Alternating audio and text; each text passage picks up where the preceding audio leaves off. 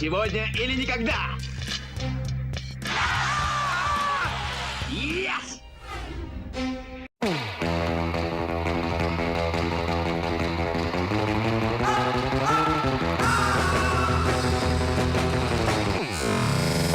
Что, знакомая мелодия? Еще бы, блин, по-моему, каждый знает, что это за фильм. И никак не перепутаешь его с другим. Ведь если белое Пежо, значит это такси. Этому фильму уже 16 лет. Нет, не бред, сам не могу найти ответ. Почему кажется, что он вышел недавно? Умеют же снимать хорошо, так как надо. Этот фильм нам расскажет про таксиста, как он чисто по улицам Марселя катился. Про его супертачку белое Пежо умело на ходу в спорткар превращаться.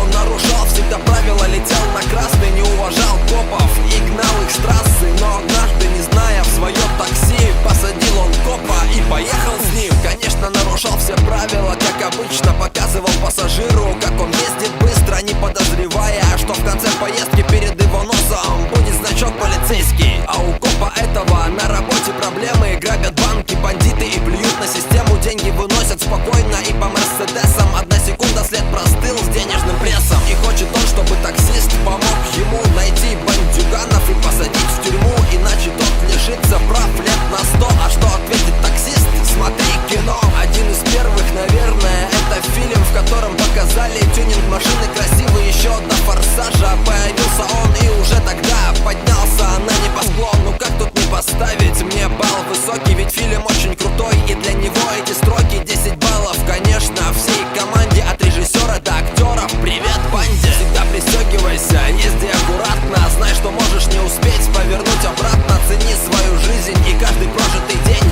Это рэп-кинообзор, давно забил на лень. Это твой выбор сейчас на экране. Это тот, кому ты доверяешь, парень. Это тот, кто тебя не подведет. Это рэп-кинообзор, только вперед.